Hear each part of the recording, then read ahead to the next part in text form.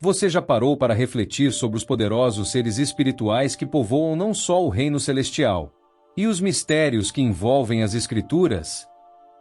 No vídeo de hoje, vamos embarcar em uma jornada única e reveladora, explorando algumas das figuras mais fascinantes e enigmáticas que encontramos na Bíblia. Este vídeo é um convite para você compreender mais profundamente a realidade invisível que envolve a nossa fé e os princípios divinos. Então, se você está pronto para entender os segredos que Deus nos revela nas Escrituras, fique com a gente até o final. Antes de começarmos, não se esqueça de curtir esse vídeo, se inscrever no canal e ativar o sininho para ser avisado sempre que novos conteúdos reveladores como esse forem postados. 1. Os 24 Anciãos. Na visão celestial do livro de Apocalipse, João descreve 24 tronos ao redor do trono de Deus, e sobre eles, 24 anciãos sentados, vestidos de roupas brancas e com coroas de ouro sobre suas cabeças. Em Apocalipse capítulo 4 versículo 4 está escrito: "E ao redor do trono havia 24 tronos, e via sentados sobre os tronos 24 anciãos vestidos de branco e com coroas de ouro sobre as suas cabeças." Estes anciãos representam a liderança celestial, uma combinação simbólica dos 12 patriarcas de Israel e dos 12 apóstolos do Cordeiro, unindo o Antigo e o Novo Testamento. Eles são o reflexo da completa redenção e da perfeita autoridade concedida aos santos. Esses 24 anciãos não são apenas figuras passivas. Eles participam ativamente da adoração a Deus, lançando suas coroas diante do trono e reconhecendo que todo poder e honra pertencem ao Senhor. A presença deles afirma a vitória dos redimidos e a eterna fidelidade de Deus às suas promessas. Suas vestes brancas simbolizam a pureza e a justiça recebida pelo sacrifício do Cordeiro. Suas coroas indicam a recompensa da fidelidade e a autoridade compartilhada com Cristo. A visão dos 24 anciãos nos lembra que a vitória é certa para aqueles que permanecem firmes em fé.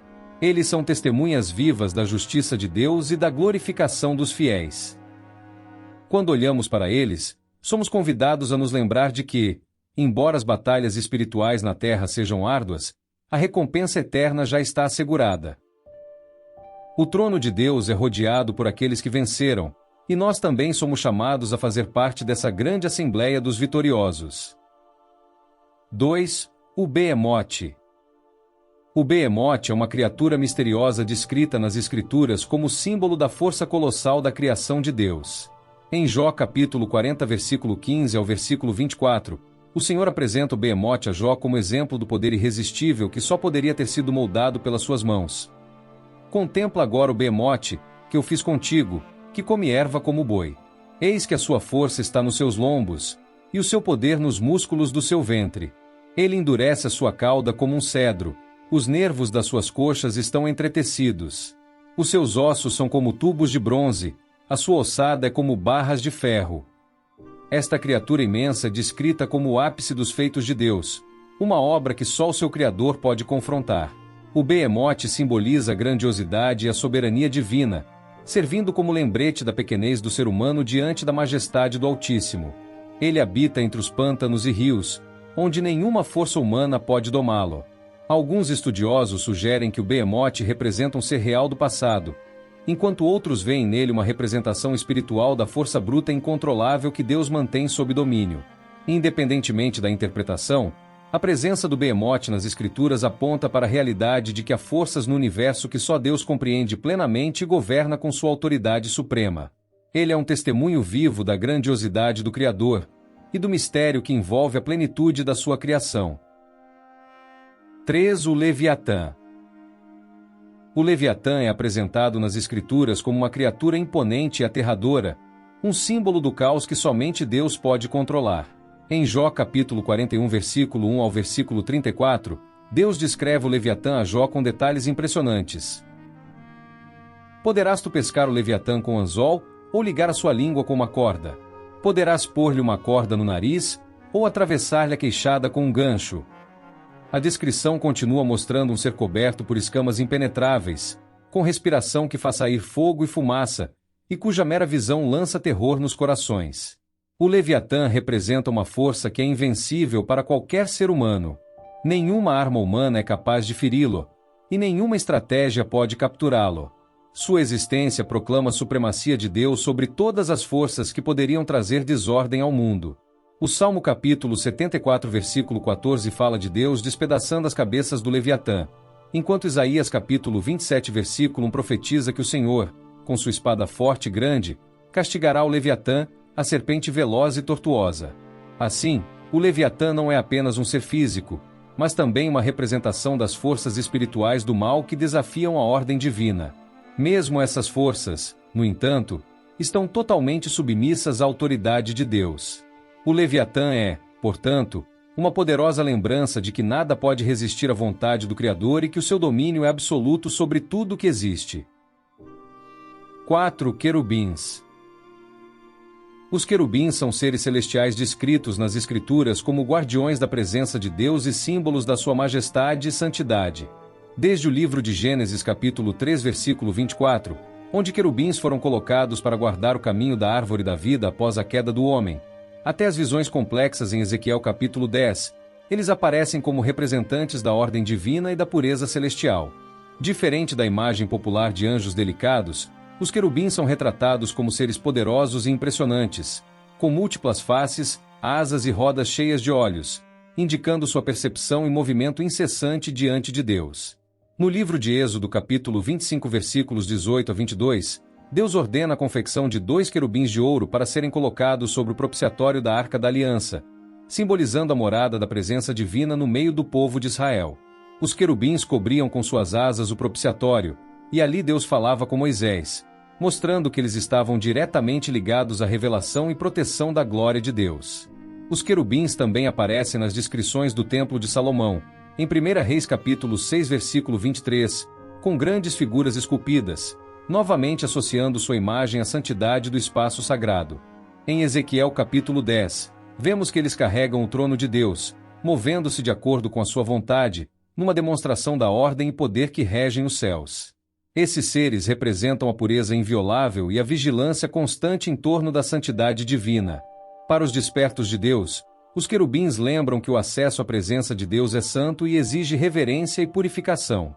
Eles não são apenas emblemas artísticos, mas mensageiros vivos da glória e justiça do Altíssimo, revelando a natureza majestosa do reino celestial. 5. Melquisedeque. Melquisedeque é uma figura envolta em mistério nas Escrituras, um sacerdote e rei que surge de maneira inesperada diante de Abraão. Em Gênesis capítulo 14 versículos 18 a 20, ele é descrito como rei de Salém e sacerdote do Deus Altíssimo. Melquisedeque oferece pão e vinho a Abraão e o abençoa, recebendo dele o dízimo de tudo. A Bíblia não apresenta genealogia, origem ou destino de Melquisedeque, o que o torna uma representação atemporal de um sacerdócio eterno.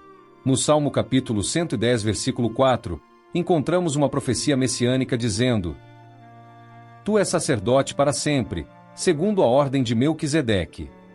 Este salmo aponta para a superioridade do sacerdócio de Cristo em relação ao sacerdócio levítico.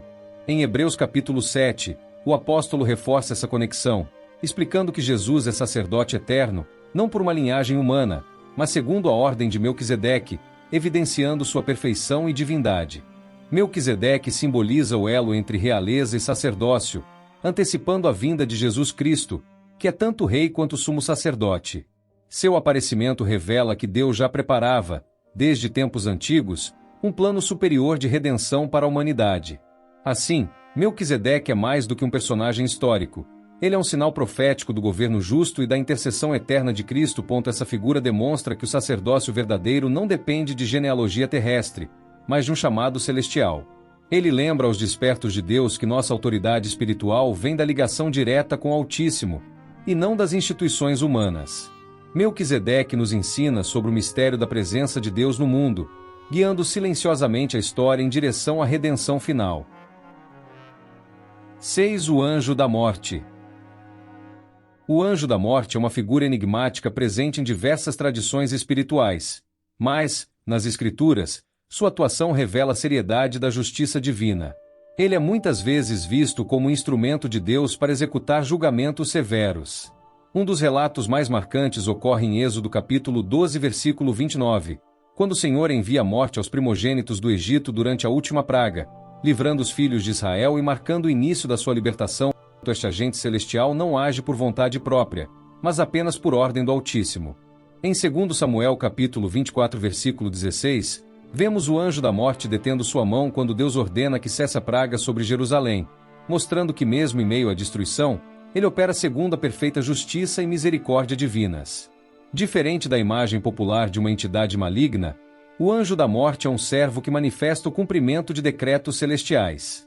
No livro de Apocalipse capítulo 6 versículo 8, a figura pálida do quarto cavaleiro está associada à morte e ao inferno, simbolizando os juízos que se abaterão sobre a terra nos tempos finais.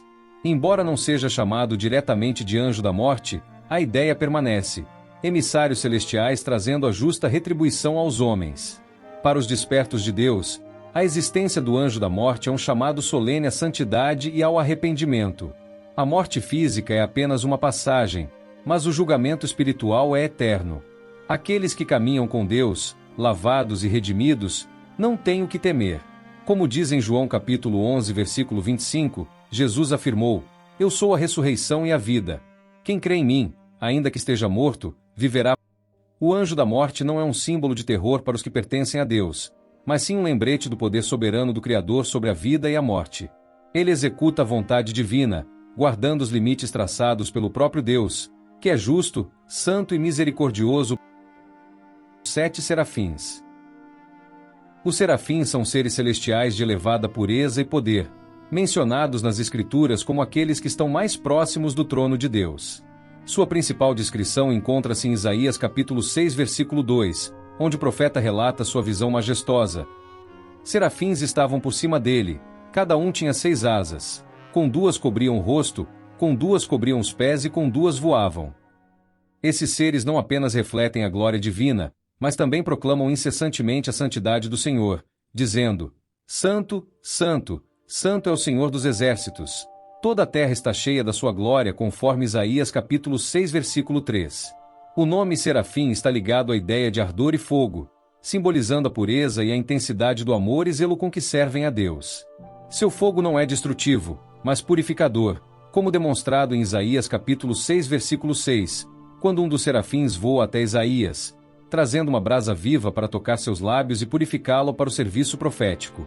Os serafins revelam o altíssimo padrão de santidade exigido na presença de Deus. Mesmo seres tão gloriosos cobrem o rosto diante da majestade divina, ensinando que nenhum ser, por mais exaltado, é igual ao Criador. Sua postura é de reverência absoluta e adoração eterna, um modelo para todos que buscam se aproximar do Deus vivo. Para os despertos de Deus, a existência dos serafins é um lembrete da necessidade de pureza interior, reverência profunda e ardente paixão pelo Senhor. Somos chamados a queimar com amor santo, a viver vidas que glorifiquem o nome de Deus, seguindo o exemplo destes seres flamejantes que, dia e noite, proclamam a santidade inigualável do Altíssimo. No mistério dos serafins, vemos o convite de Deus para nos rendermos completamente a Ele, permitindo que seu fogo purifique nossa alma, para que possamos habitar em sua presença eterna, sem mancha nem temor. 8. Lúcifer. Lúcifer é uma figura central no entendimento da rebelião contra Deus nos céus. Antes de sua queda, era um ser de luz e beleza incomparáveis, como descrito em Ezequiel capítulo 28 versículos 12 a 17. Era o selo da perfeição, cheio de sabedoria e formosura, adornado com pedras preciosas e estabelecido como querubim ungido para proteger. Ele caminhava no meio das pedras afogueadas, vivendo na presença gloriosa do Altíssimo. Porém, em seu coração nasceu o orgulho. Isaías capítulo 14 versículo 13 revela suas intenções. Eu subirei ao céu.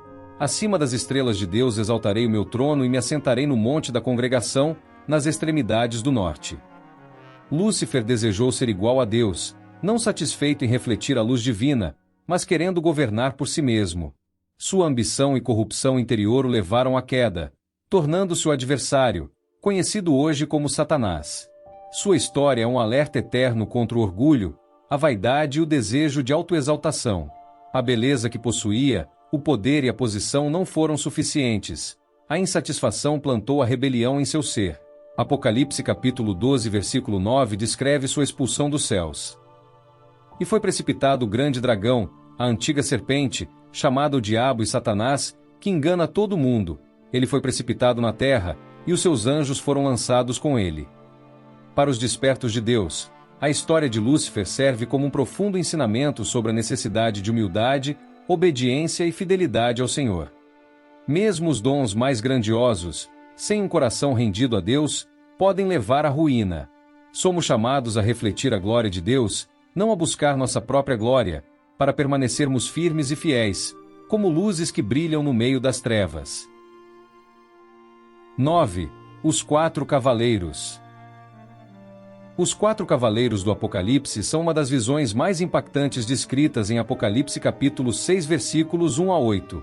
Cada cavaleiro representa um aspecto do julgamento e da calamidade que virá sobre a terra nos últimos tempos, conforme os selos são abertos pelo Cordeiro, que é Cristo. O primeiro cavaleiro monta um cavalo branco e recebe uma coroa, saindo vitorioso para conquistar. Muitos interpretam esse cavaleiro como um espírito de conquista e dominação, que inicia mudanças dramáticas nas nações e reinos. Alguns estudiosos também veem nele uma imitação do Cristo verdadeiro, um falso Messias que engana muitos. O segundo cavaleiro cavalga um cavalo vermelho e é-lhe dado poder para tirar a paz da terra e fazer com que os homens se matem uns aos outros. A ele é entregue uma grande espada, simbolizando a guerra, a violência e o sangue derramado em escala global. O terceiro cavaleiro monta um cavalo preto e segura uma balança em sua mão. Ele representa a fome e a desigualdade econômica. A escassez de alimentos e a exploração se tornam comuns, com produtos básicos vendidos a preços exorbitantes, afetando principalmente os mais pobres. O quarto cavaleiro monta um cavalo pálido, de cor esverdeada, e seu nome é Morte, seguido pelo inferno. Eles recebem autoridade para matar a quarta parte da terra por meio de espada, fome, peste e feras. Este é o ápice da devastação física e espiritual. Esses cavaleiros não apenas anunciam o sofrimento, mas revelam também a justiça de Deus e o chamado ao arrependimento antes do juízo final. Eles simbolizam a consequência inevitável da rebelião humana contra o Criador. Para os despertos de Deus, essa revelação é um convite à vigilância, à santidade e à preparação espiritual, pois o tempo se aproxima em que a fidelidade a Deus será mais necessária do que nunca. 10. Os vigilantes. Os vigilantes são mencionados no livro de Enoque e em referências sutis nas Escrituras, como em Daniel capítulo 4 versículo 13. Eles eram anjos designados para observar a terra e a humanidade, incumbidos de zelar pelo cumprimento da ordem divina. Porém, alguns deles se corromperam, descendo até as filhas dos homens e gerando uma descendência híbrida, os Nefilim, conforme descrito em Gênesis capítulo 6 versículo 4. Esses anjos caídos ensinaram à humanidade segredos proibidos, como práticas de guerra, feitiçaria, astrologia e manipulação da natureza, corrompendo a criação de Deus. Essa grave transgressão contribuiu para a degradação moral e espiritual do mundo, sendo um dos principais fatores que levaram ao dilúvio nos dias de Noé. No livro de Enoque, é narrado que os vigilantes imploraram clemência a Deus, mas receberam a sentença de prisão eterna até o dia do julgamento final. Seu ato de rebelião demonstra o peso da responsabilidade espiritual e as consequências da corrupção celestial.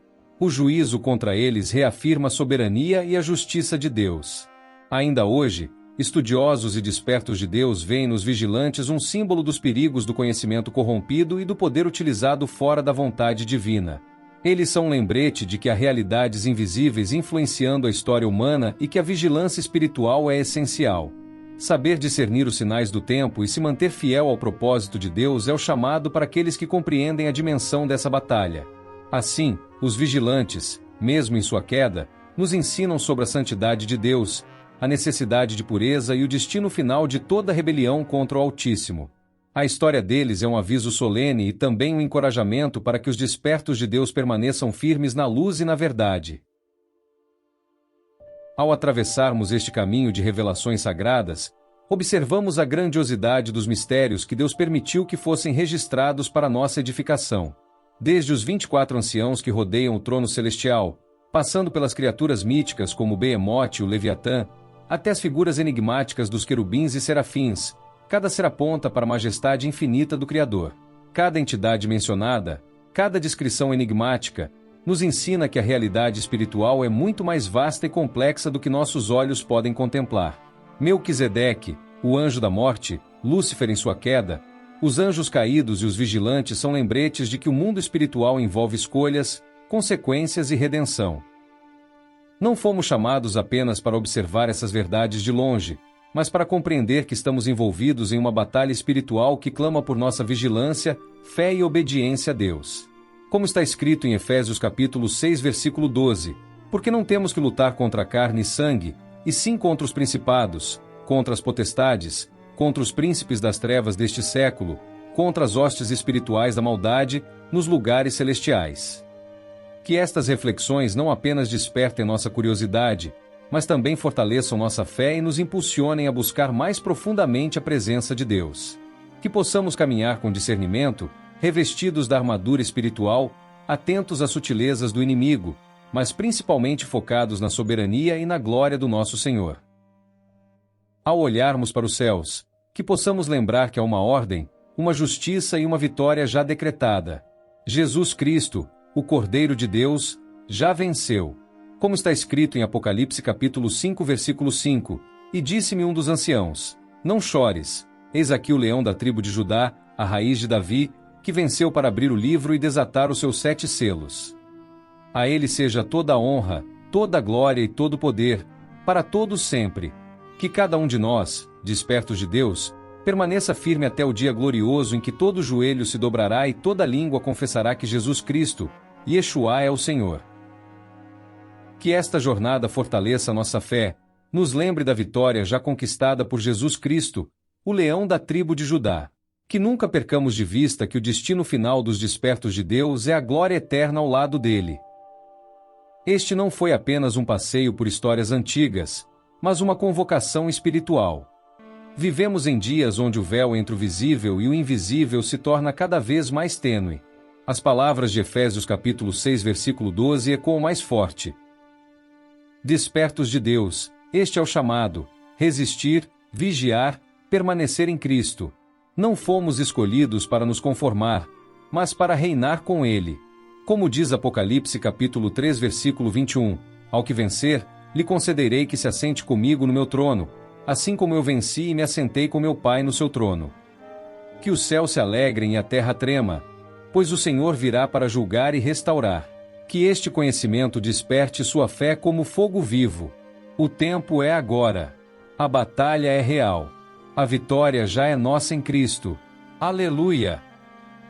Se este vídeo falou ao seu coração, inscreva-se no canal agora e não perca nenhuma revelação divina.